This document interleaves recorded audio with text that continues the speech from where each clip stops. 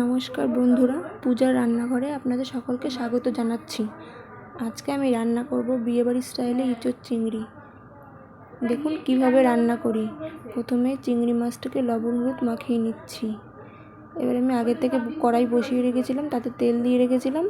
তেলের মধ্যে চিংড়ি মাছটা দিয়ে দিচ্ছি। চিংড়ি মাছটা ভাজা করে নেব ভালোভাবে। দেখুন চিংড়ি মাছটা কিন্তু আমি ভাজছি।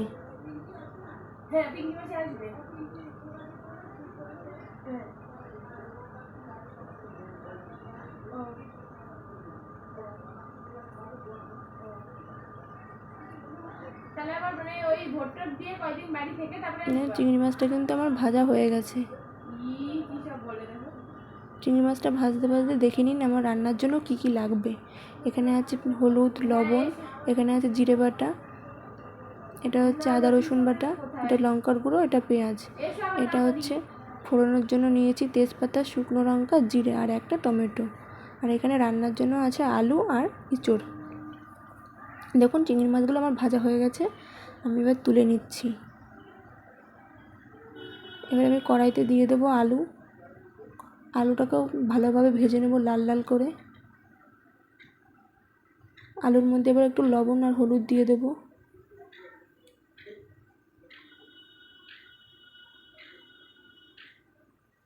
দিয়ে ভালোভাবে ভেজে ঢাকা দিয়ে দেবো। এবার মাঝারি আছে আলুটা হতে থাক। দেখুন আমার আলুটা কিন্তু ভালোভাবে ভাজা হয়ে গেছে, এবার আমি তুলে নেব।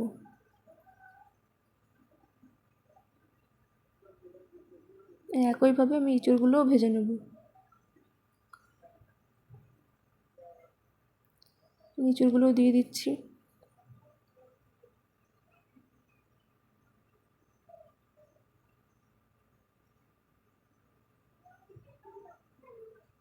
ইঁচড়টার মধ্যেও আমি একেবারে লবণ আর হলুদ দিয়ে দেবো।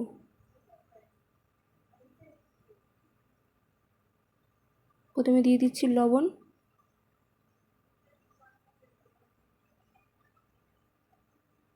তারপরে দিচ্ছি হলুদ,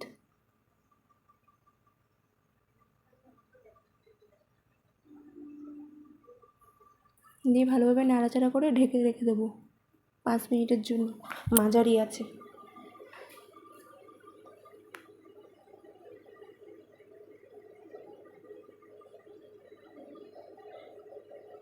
দেখুন 5 মিনিট পর আমার কিন্তু ইঁচড়টা ভালোভাবে ভাজা হয়ে গেছে, এবার আমি তুলে নেব।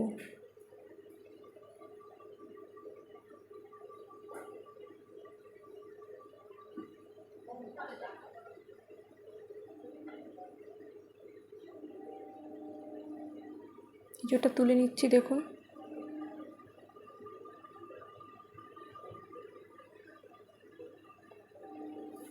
ইঁচড়টা তোলা হয়ে গেছে। এবার আবার কড়াই বসিয়ে দিয়েছি, কড়াইতে পরিমাণ মতো তেল দিচ্ছি।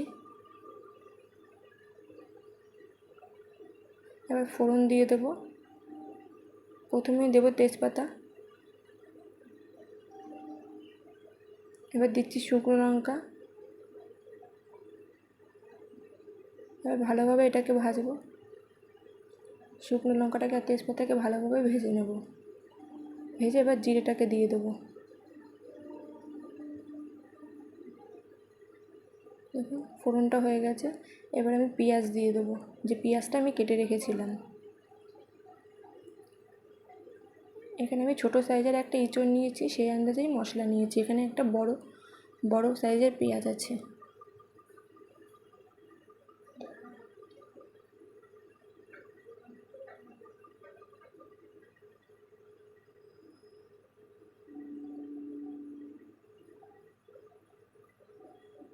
এবার পেঁয়াজটা ভাজার জন্য আমি একটু সামান্য পরিমাণ চিনি দিচ্ছি, যাতে পেঁয়াজটা সুন্দর একটা কালার আসে।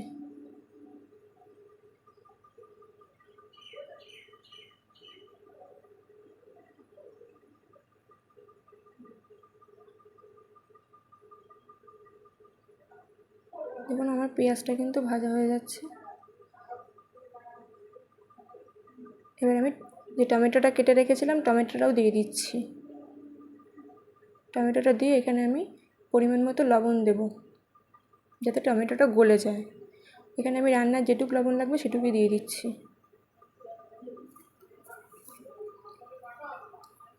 দিয়ে ভালোভাবে ভেজে নেব যতক্ষণ না টমেটোটা গলে যায়।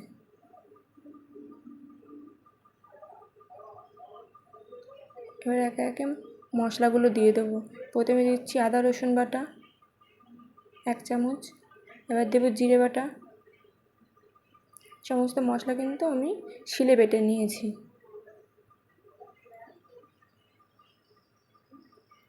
কারণ শিলে বেটে মশলা খেলে সেই মশলার আলাদাই স্বাদ থাকে।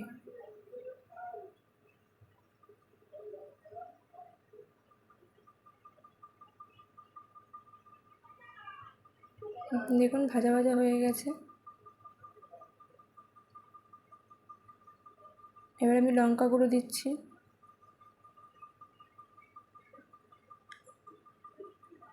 লঙ্কাগুলো দিয়ে ভালো কষবো। এবার হলুদ দেবো, হলুদ দিয়ে দিয়েছি। এবার যতক্ষণ না মশলা থেকে ভালোভাবে তেল ছাড়ে ততক্ষণ কষতে থাকবো।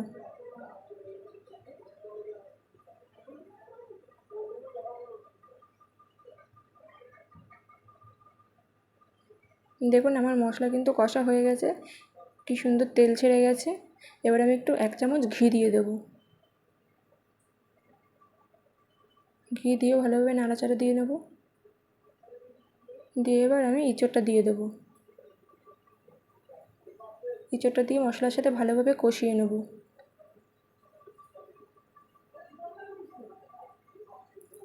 এঁচোড়টা দিয়ে ভালোভাবে মশলার সাথে কষিয়ে নিচ্ছি।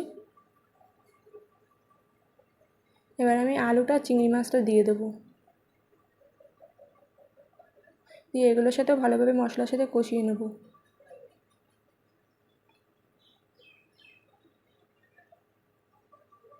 যত ভালো মশলার সাথে কষানো হবে তত ভালো টেস্ট হবে। দেখুন আমার কিন্তু ভালোভাবে কষানো হয়ে গেছে। এবার আমি জল দিয়ে দিচ্ছি। এখানে দেখা যাচ্ছে আমি 1 গ্লাস জল দিয়েছি, কিন্তু আমি পরে আরও 1 গ্লাস জল দিয়েছি, সেটা দেখানো হয়নি।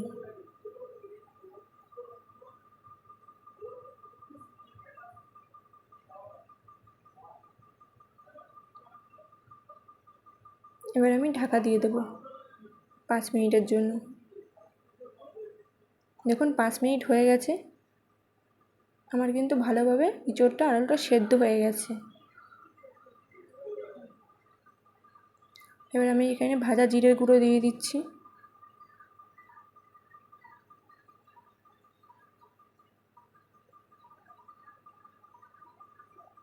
একটু চিনি দিয়ে দিচ্ছি।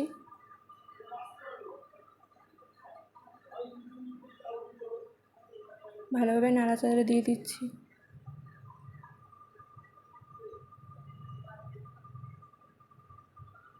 দেখুন আমার আলুটাও কিন্তু ভালোভাবে সেদ্ধ হয়ে গেছে। দেখুন আমি ভেঙে দেখিয়ে দিচ্ছি। এবার আমি গরম মশলা গুঁড়ো দিয়ে দেবো।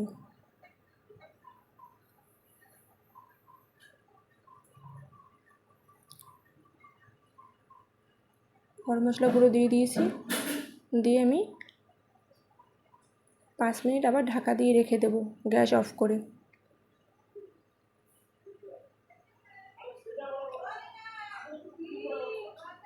দেখুন 5 মিনিট হয়ে গেছে। এবার আমি নামিয়ে নেব। আমার রান্নাটা কিন্তু একদম হয়ে গেছে। আমার রান্না যদি ভালো লাগে আপনাদের, তবে আমার চ্যানেলটা সাবস্ক্রাইব করে দেবেন এবং লাইক কমেন্ট শেয়ার করে দেবেন, যাতে আমি আরও উৎসাহ পাই, আরও নতুন নতুন রান্না আপনাদের সামনে তুলে ধরতে পারি।